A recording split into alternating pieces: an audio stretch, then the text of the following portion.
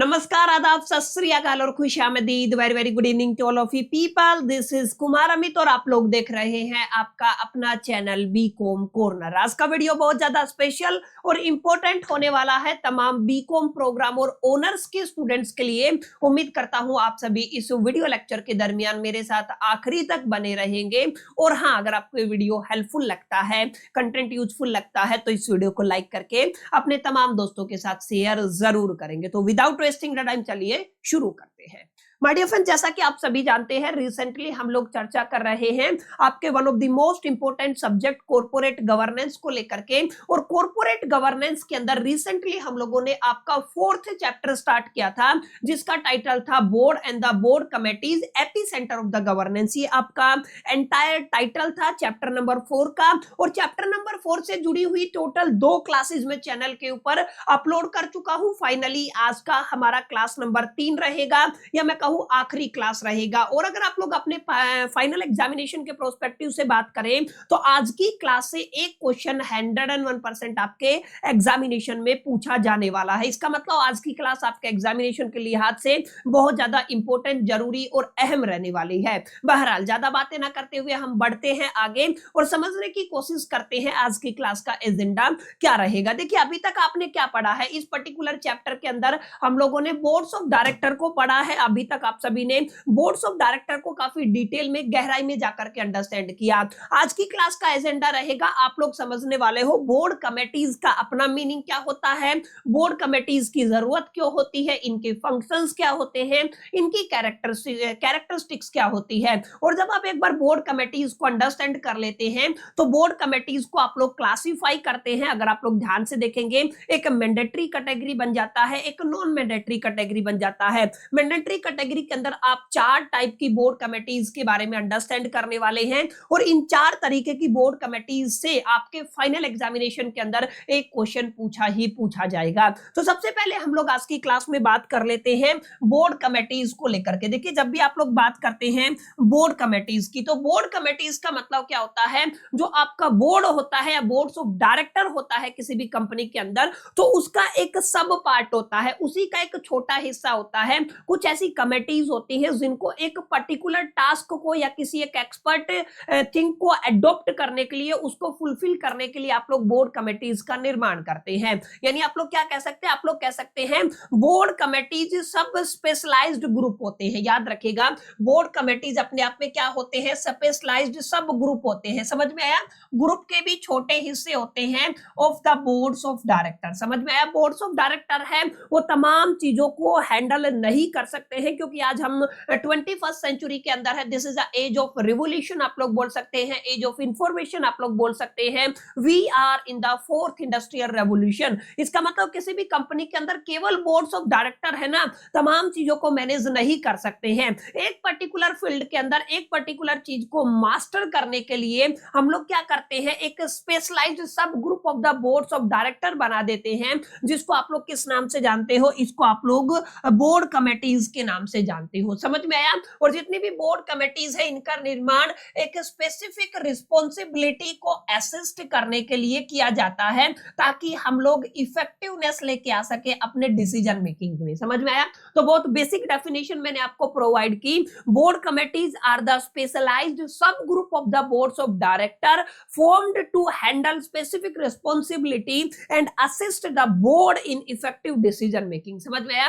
Board को assist करना किसमें, इफेक्टिव डिसीजन मेकिंग के अंदर। ये भी किसकी रिस्पॉन्सिबिलिटी होती है, ये भी आपकी बोर्ड कमेटीज की रिस्पॉन्सिबिलिटी होती है। और जैसा कि मैंने आपको बताया, जितनी भी बोर्ड कमेटीज बनाई जाती है, ये एक पर्टिकुलर एरिया के अंदर स्पेशलाइज्ड टॉपिक को मास्टरी करने के लिए बनाई जाती है। या आप लोग कह सकते हैं ये जो आपकी कमेटीज है, यानी ये जितनी भी आपकी बोर्ड कमेटीज है, ये पर्टिकुलर एरिया के अंदर फोकस करती हैं। जैसे केवल आपकी ऑडिट से रिलेटेड कमेटी होगी, रेम्यूनरेशन से रिलेटेड रिलेटेड कमेटी हो गई, रिस्क मैनेजमेंट से रिलेटेड कमेटी हो गई, या फिर आप लोग कह सकते हो स्टेक होल्डर प्रोटेक्शन से रिलेटेड आपकी कोई भी कमेटी हो गई। समझ में आया? तो ये आपको ध्यान रखना है, जितनी भी बोर्ड या आपका बोर्ड कमेटीज बनाई जाती है, बोर्ड कमेटीज एक स्पेसिफिक पर्टिकुलर एरिया से रिलेटेड रहती है और इनका काम स्टेक होल्डर को प्रोटेक्शन देना भी होता है और साथ साथ ट्रांसपेरेंसी को मेंटेन करना, एंश्योर करना, अलोंग विद अकाउंटेबिलिटी को एंश्योर करना एंड एक गुड गवर्नेंस को एंश्योर करने का काम भी किसका होता है?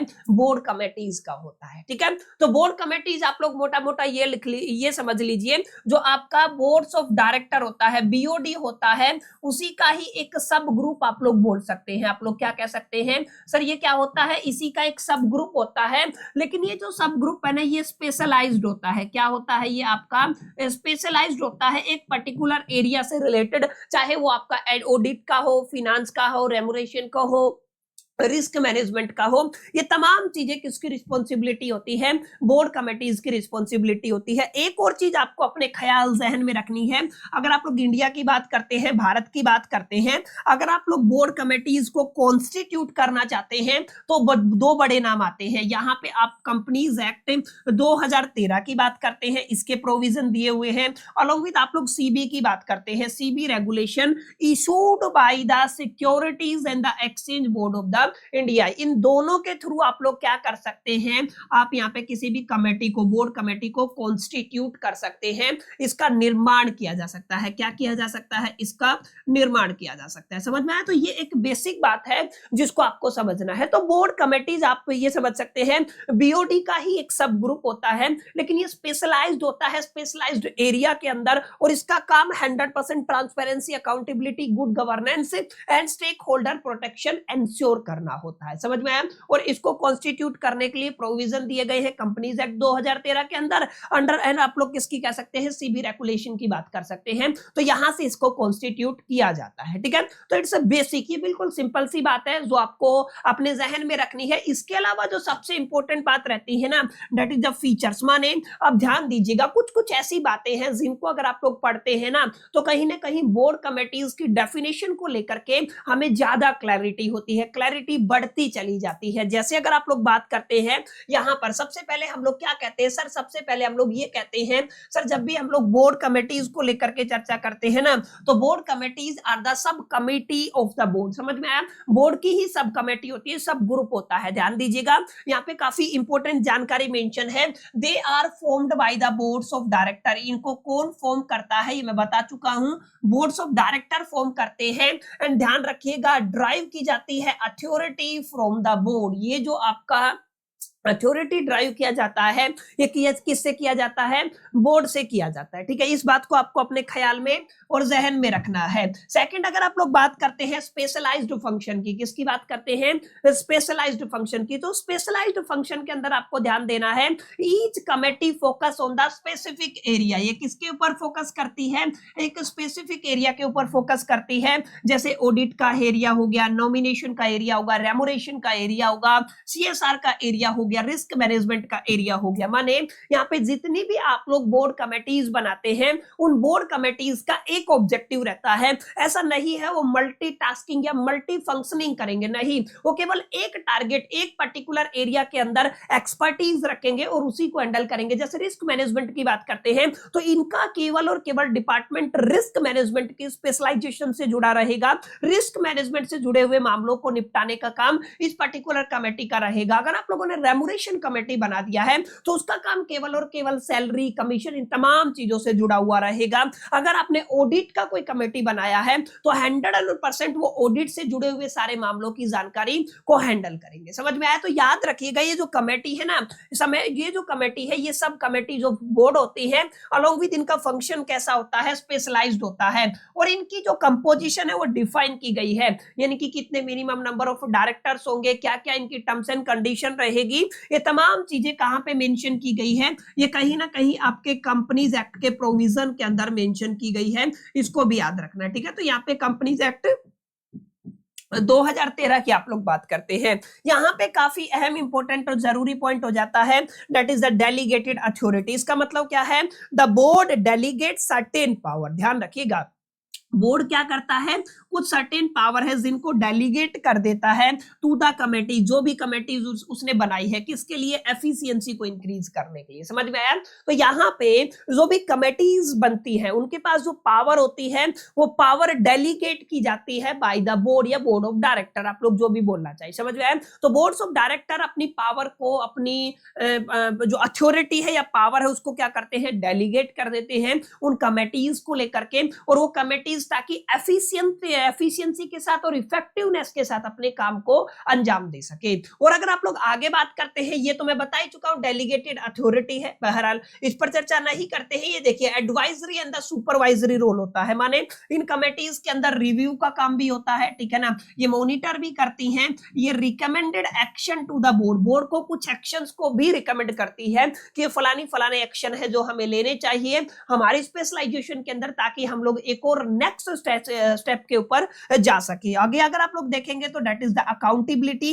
अकाउंटेबिलिटी का मतलब क्या होता है, committees are accountable to the boards of director. Obvious सी बात है, अब जब इनका निर्माण किया गया है तो अकाउंटेबिलिटी की भी किसकी रिस्पॉन्सिबिलिटी रहेगी, इन्हीं कमेटीज की रिस्पॉन्सिबिलिटी रहेगी। और मैंने बताया मैंडेटरी भी आपकी होती है और वॉलंटरी नेचर भी होता है। जैसे अगर आप लोग ध्यान देंगे मैंडेटरी के अंदर ऑडिट कमेटी आ गया, एनआरसी कमेटी आ गया, सीएसआर कमेटी आ गया और एसआरसी कमेटी आ गया। टोटल 4 तरीके की कमेटी है, 4 टाइप की कमेटी है जो मैंडेटरी के अंदर आती है। अभी मैं आपको काफी डिटेल में समझाऊंगा और यहां से स्टार्ट मार्क कर लीजिए, यहां से क्वेश्चन आता ही आता है। समझ में आया? तो ये कुछ बेसिक बातें हैं जिनको अगर आप लोग पढ़ते हैं तो आप लोग जो आपका बोर्ड कमेटी है उसकी डेफिनेशन की क्लैरिटी आपको हो जाती है, उसकी एक अंडरस्टैंडिंग आपको हो जाती है। फीचर्स को जब आप लोग पढ़ते हैं ना तो कहीं ना कहीं एग्जामिनेशन में काफी हद तक ये चीजें आपकी मदद करने वाली है। ठीक है, तो आई होप कि क्या क्या समझ में आया। हमने समझा बोर्ड कमेटीज का मीनिंग क्या होता है, हमने समझा इसकी कुछ फीचर्स क्या हैं। अब अगर आप लोग बात करते हैं कुछ फंक्शंस को चर्चा कर लेते हैं, माने अब हम किसके ऊपर चर्चा करने वाले हैं, function of the board committees, माने बोर्ड कमेटीज के फंक्शन क्या क्या होते हैं। अगर आप लोग ध्यान से देखेंगे तो वैसे तो आपका जो बोर्ड कमेटीज है वो अलग अलग तरीके की होती हैं, तो बोर्ड कमेटीज की नेचर के ऊपर, उसके टाइप के ऊपर उसके फंक्शन को डिसाइड किया जाता है। लेकिन तमाम जितनी भी कमेटीज है उन तमाम कमेटीज के अंदर हम लोग क्या करते हैं, कुछ कॉमन बेसिकली फंक्शन को, जर्नल फंक्शन को क्या कर सकते हैं, यहाँ पे इंक्लूड करके चल सकते हैं। जैसे यहाँ पे सबसे पहला फंक्शन क्या होता है, फाइनेंशियल ओवरसाइट का होता है, इसको एक बार नोट कीजिए। सेकंड होता है अपॉइंटमेंट एंड द रेमुनेशन का काम भी इन्हीं का होता है। आगे आप लोग किसकी कहेंगे, रिस्क मैनेजमेंट का काम भी यहाँ पे इन्हीं का फंक्शन होता है। और इसके अलावा अगर आप लोग बात करते हैं स्टेक होल्डर के प्रोटेक्शन का काम, फंक्शन भी इन्हीं कमेटीज का होता है। सीएसआर एंड एथिकल गवर्नेंस का जो एक तरीके से फंक्शन है वो किसका होता है, इन बोर्ड कमेटीज का होता है। यानी कि बोर्ड कमेटीज की अगर आप लोग जर्नल फंक्शंस की बात करते हो, वैसे कमेटी टू कमेटी चीजें वेरी करती हैं, लेकिन if we talk about the general function of the boards of committee, then आप क्या कह सकते हो, financial oversight, appointment and the remuneration, risk management. आगे आप लोग स्टेक होल्डर प्रोटेक्शन की बात कर सकते हो, सीएसआर एंड एथिकल गवर्नेंस की बात कर सकते हो। अब ध्यान दीजिएगा इनका अपना मीनिंग क्या होता है। सर जब भी आप लोग फाइनेंशियल ओवरसाइट की बात करते हैं तो इसका मतलब आपका जो फाइनेंशियल स्टेटमेंट है ना उसको रिव्यू करने का काम इन कमेटीज का होता है। इंटरनल कंट्रोल को मॉनिटर करने का काम इनका होता है। Recommended appointment of the auditors, यानी कि ऑडिटर्स के लिए जो अपॉइंटमेंट का जो रिकमेंडेशन है वो भी किनका काम होता है, इन कमेटीज का काम होता है। यानी कि मोटा मोटा हम लोग इन 3 चीजों को इंक्लूड करके चल सकते हैं। अगर आप लोग फाइनेंशियल ओवरसाइट की बात करते हैं, फाइनेंशियल स्टेटमेंट को रिव्यू करना, इंटरनल कंट्रोल्स को मॉनिटर करना, रिकमेंड करना, अपॉइंटमेंट ऑफ द ऑडिटर्स को, ये सब काम इन कमेटीज के होते हैं, फंक्शन इन कमेटीज के होते हैं। ऐसे ही अगर आप लोग अपॉइंटमेंट एंड रेमुनेशन की बात करते हैं तो यहाँ पे आपके जितने भी डायरेक्टर्स होते हैं वो क्वालिफाइड डायरेक्टर्स को क्या करना एंड सीनियर मैनेजमेंट को आइडेंटिफाई करना, क्या करना, आइडेंटिफाई करना, ये काम भी इन कमेटीज का होता है। अच्छा, यहाँ पे आपको रिकमेंड करना रेमुनेशन पॉलिसीज, याद रखिएगा रेमुनेशन पॉलिसीज को रिकमेंडेशन भी इन कमेटीज का ही होता है, इनका फंक्शन होता है। और परफॉर्मेंस को इवैल्यूएट करने का काम भी इन कमेटीज का होता है। और ये तमाम पॉइंट्स किसके अंदर आते हैं, अपॉइंटमेंट एंड द रेमुनेशन के अंदर आते हैं। हैं, ठीक है। ऐसे अगर आप लोग बात करते हैं रिस्क मैनेजमेंट की, तो रिस्क मैनेजमेंट के अंदर जैसे बिजनेस के अंदर रिस्क को आइडेंटिफाई करना, अगर आप लोग डेवलप करना चाहते हैं रिस्क मिटिगेशन स्ट्रेटजी, तो ये सब यहाँ पे आते हैं, और मॉनिटर कंप्लायंस रिस्क, ठीक है।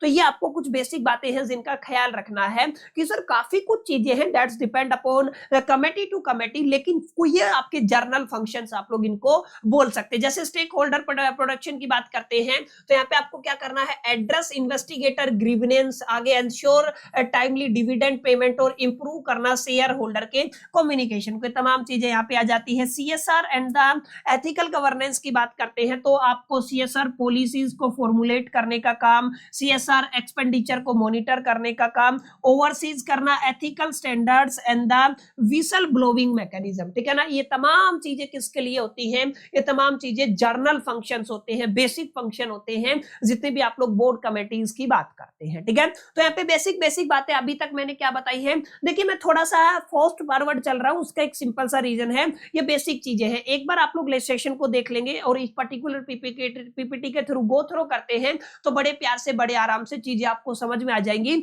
और यहाँ पे कुछ इतना टेक्निकल नहीं है, क्योंकि पूरा का पूरा थ्योरेटिकल सब्जेक्ट है, तो केवल एक बार गो थ्रू करने से ही आपका काम बन जाने वाला है। तो बोर्ड कमेटीज को समझा, उसके जर्नल फीचर्स को समझा, उनके फंक्शंस को हम लोगों ने समझ लिया। अब मैं आपको समझाता हूं that is the board committees के कितने टाइप होते हैं। देखिए मैंने आपको बताया था सर, जब भी आप लोग बोर्ड कमेटीज की बात करेंगे तो दो तरीके की कैटेगरी बन जाती है, एक आपकी मैंडेटरी कैटेगरी बन जाती है, एक आपकी नॉन मैंडेटरी कैटेगरी बन जाती है। इस नॉन मैंडेटरी कैटेगरी को आप लोग स्किप कर सकते हैं, यहां से ना कभी सवाल पूछा गया है, ना आपके सिलेबस के अंदर इससे जुड़े हुए कोई जानकारी अवेलेबल है। आप लोग ध्यान रखिएगा, मैंडेटरी कैटेगरी के अंदर हम लोग 4 कमेटीज की बात करते हैं। सबसे पहले we are talking about the audit committee, second हम लोग करने वाले हैं that is the nomination remuneration committee, इसका शॉर्ट एब्रिविएशन रहेगा नॉमिनेशन रेमुरेशन कमेटी, एनआरसी से आप लोग इसको जानते हो। स्टेक होल्डर रिलेशनशिप कमेटी, इसको आप लोग एसआरसी के नाम से जानते हो, और सीएसआर आपका हो ही गया। तो टोटल 4 तरीके की कमेटी हैं जो किसी भी कंपनी के अंदर, किसी भी ऑर्गेनाइजेशन के अंदर आपकी मैंडेटरी कंडीशन में रहती है, जिनका होना लाजमी है, जरूरी है, और यहीं से सवाल पूछा जाएगा ऑडिट कमेटी। अच्छा याद रखिएगा, ऑडिट कमेटी का जो एक्सप्लेनेशन है ना, वो आपके सेक्शन 177 के अंदर गिवन है, ठीक है। याद रखिएगा किसके अंदर गिवन है, सेक्शन 177 के गिवन है, और ये दोनों जो आपके हैं इनका जो एक्सप्लेनेशन है वो सेक्शन 178 कंपनीज एक्ट 2013 की बात कर रहा हूं। और जहां तक मेरे को याद है सीएसआर का जो एक्सप्लेनेशन है आई थिंक सेक्शन 38 के अंदर गिवन है, ठीक है। लेट मी चेक, इस लास्ट वाला हम लोग कंफर्म कर लेते हैं, लास्ट वाले के अंदर क्या कुछ दिया हुआ, ठीक है ना। लास्ट वाले को एक बार मैं चेक कर लेता हूं, बाकी सारी चीजें सेम रहेंगी। 135 सॉरी 38 नहीं है, 135 है। बाकी जो आपका एनआरसी है वो 178 के अंदर है, और आपका एसआरसी है वो भी 178 के अंदर है, और ऑडिट कमेटी 177 के अंदर है, राइट। ये आप थोड़ा ध्यान रखिएगा, यहाँ पे हम लोग किसकी बात कर रहे हैं, सेक्शंस की बात कर रहे हैं, तो 135 आएगा। कितना आएगा आपका, 135 आएगा, ठीक है। तो आप लोग क्या कहेंगे, सर आप किसकी बात कर रहे हो, 135 सेक्शन की बात कर रहे हैं। तो ये सेक्शन भी किसके हैं, आपके कंपनीज एक्ट 2013 के हैं, इनको आपको थोड़ा सा याद रखना है। यानी कि हम लोग सबसे पहले किसको पढ़ने वाले हैं, सबसे पहले हम लोग आपकी ऑडिट कमेटी को पढ़ने वाले हैं, ठीक है। ये आपको थोड़ा सा ध्यान में रखना, ठीक है। ये ऑडिट कमेटी रहेगा। सेकंड आपका क्या रहेगा, nomination and the remuneration committee रहेगा। तीसरा आपका क्या रहेगा, that is the stakeholder क्या बोलते हो, रिलेशनशिप कमेटी। और आपका चौथा कौन सा रहेगा, सीएसआर कमेटी, ठीक है ना। तो माय डियर फ्रेंड्स, ये 4 कमेटी है, these are the very very important. Examination के लिहाज से क्या क्या पूछा जाएगा, इनकी एप्लीकेबिलिटी के बारे में बताइए, या फिर इनकी पावर्स के बारे में बताइए, कुछ बेसिक सवाल आपसे पूछे जाते हैं, ठीक है। जैसे अगर आप लोग बात करते हैं सबसे पहले ऑडिट कमेटी को लेकर के, तो ऑडिट कमेटी का मतलब ऑब्वियस सी बात है, ये वो कमेटी रहेगी जो पूरा का पूरा ऑडिट से जुड़े हुए फंक्शंस को देखने वाली है। जैसे अगर आप लोग एप्लीकेबिलिटी की बात करते हैं, माने ऑडिट कमेटी किन के अंदर एप्लीकेबल है, तो जितनी भी आपकी लिस्टेड कंपनी रहेंगी, यानी कि जितनी भी आपकी लिस्टेड कंपनी है उनके अंदर ऑडिट कमेटी का होना जरूरी है। और अगर आप लोग पब्लिक कंपनी की बात करते हैं तो उनके 3 कंडीशन है, या तो आपकी जो पेड अप शेयर कैपिटल है वो greater than equal to 10 crore हो, तो उस केस में ये मैंडेटरी हो जाता है। अगर आपका turnover greater than equal to 100 crore है तो आपका क्या हो जाता है, मैंडेटरी हो जाता है। या तो आप लोग लोन की बात कर लीजिए या तो बोरोविंग्स की बात कर लीजिए, greater than equal to 50 crore हो जाता है तो ये आपका किस कैटेगरी में आ जाएगा, मैंडेटरी कैटेगरी में आ जाएगा। समझ में आया? यानी कि यहाँ पे ध्यान ये रखना है सर, अगर आपकी कंपनी लिस्टेड है तो ऑब्वियस सी बात है आपका ऑडिट कमेटी होगा ही होगा। लेकिन अगर आप लोग पब्लिक कंपनी की बात करते हैं, किसकी बात करते हैं, पब्लिक कंपनी की बात करते हैं, तो पब्लिक कंपनी के अंदर हमारे पास तीन चीजें हैं। Paid up share capital is greater than equal to कितना होना चाहिए, 10 crore. Turnover greater than equal to कितना हो, 100 करोड़। और अगर आप लोग लोन या बोरोविंग की बात करते हैं, अगर ये आपका greater than equal to 50 crore है तो ये आपका मैंडेटरी हो जाता है ये कंपनी, ठीक है, सॉरी आपका ऑडिटिंग कमेटी, ठीक है। और अगर आप लोग number of director, number of members की बात करते हैं तो मिनिमम 3 डायरेक्टर्स की रिक्वायरमेंट होती है। मेजोरिटी डायरेक्टर्स इंडिपेंडेंट होने चाहिए, चेयरपर्सन आपका इंडिपेंडेंट डायरेक्टर होना चाहिए, मेजोरिटी फाइनेंशियल लिटरेट होने चाहिए। समझ में आया? सबको फाइनेंशियली फिनांस की समझ होनी चाहिए। यानी कि 3 directors, majority directors independent, chairperson भी इंडिपेंडेंट डायरेक्टर हो।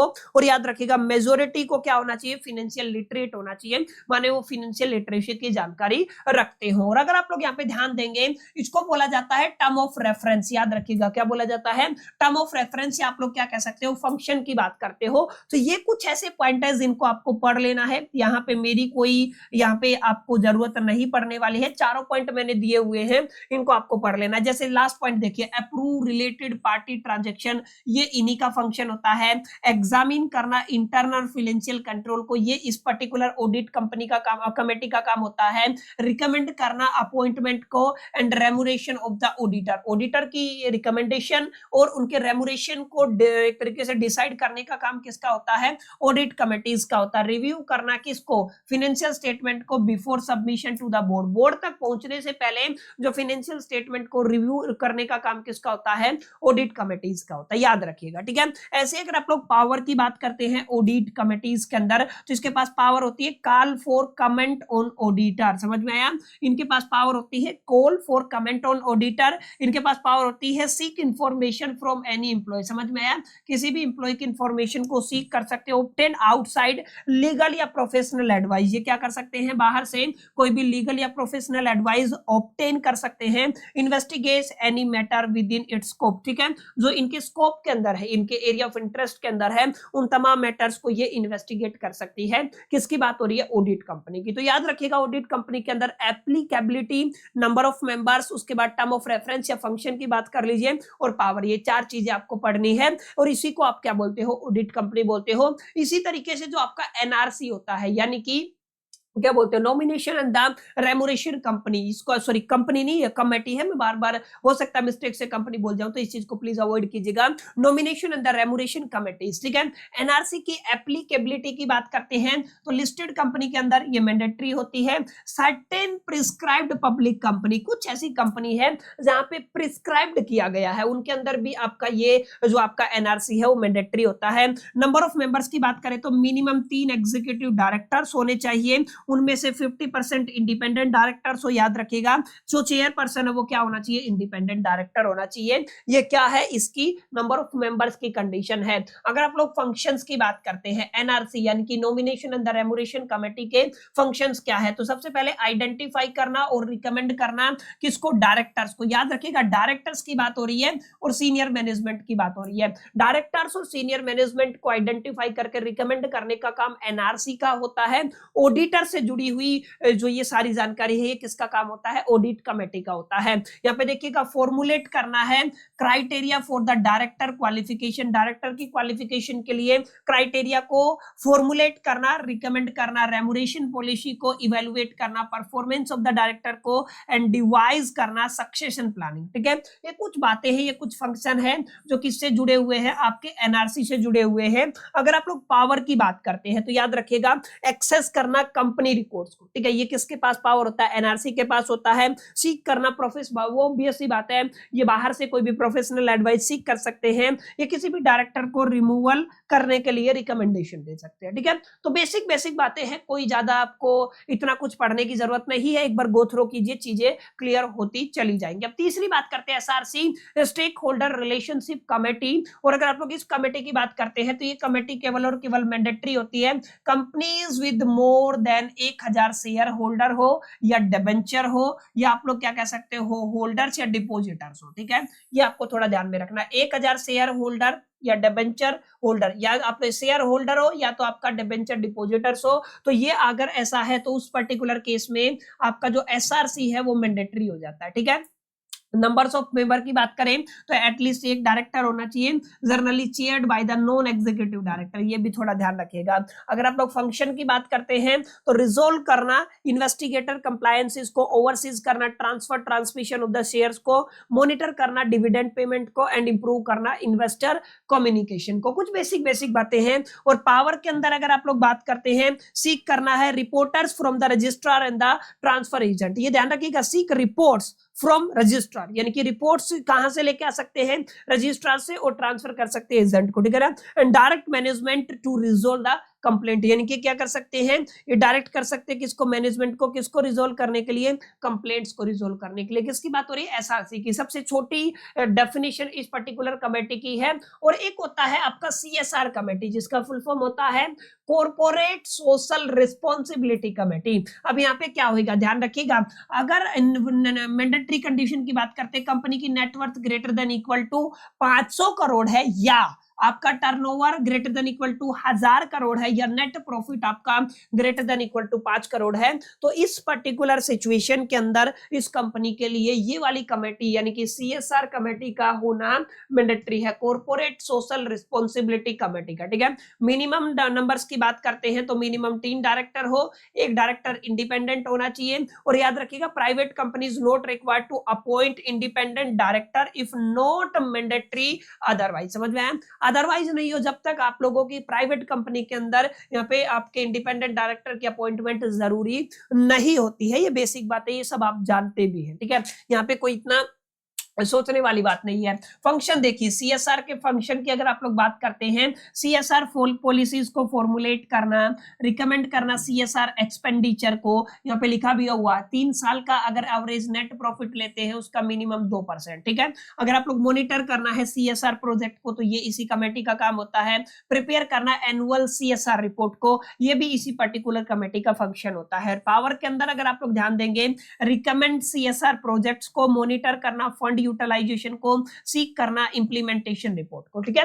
ये तमाम चीजें किसके अंदर आती है माय डियर फ्रेंड्स, ये तमाम चीजें आती हैं आपकी सीएसआर कमेटी के अंदर, ठीक है। तो ये क्या था माय डियर फ्रेंड्स, आपका सीएसआर कमेटी था। इसके अलावा जो बच गया वो नॉन मैंडेटरी होता है, कंपनी टू कंपनी डिपेंड करता है वहां पे जरूरत है या नहीं है। एक लास्ट एंड फाइनल 1 मिनट का कंपैरिजन कर लेते हैं, जहां पे मैंने ऑडिट कंपनी लिया है, एनआरसी आपका लिया है, आपका एसआरसी लिया है और सीएसआर लिया है। यहाँ पे देखिए एप्लीकेबिलिटी की बात करें तो लिस्टेड कंपनी या जिस कंपनी के अंदर प्रिस्क्राइब्ड किया गया है उसके अंदर ऑडिट कंपनी की जरूरत होती है। सेम आपका एनआरसी के केस में होता है। एसआरसी के केस में केवल और केवल अगर 1000 प्लस स्टेक होल्डर्स हैं तो उस केस में एसआरसी का होता है। और अगर आप लोग सीएसआर का होता है, बेस्ड करता है किससे, फाइनेंशियल थ्रेशोल्ड के ऊपर। तो फाइनेंशियल जो थ्रेशोल्ड लिमिट हम लोगों ने पढ़ी थी ना, नेट प्रॉफिट वगैरह वाली, उसके ऊपर बेस्ड होता है।